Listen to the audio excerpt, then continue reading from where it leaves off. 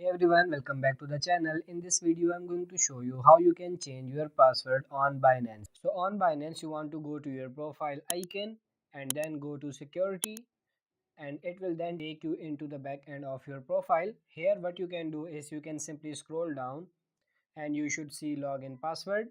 You can then go ahead and click on change, and here it will give you the option to change your password after you've changed it.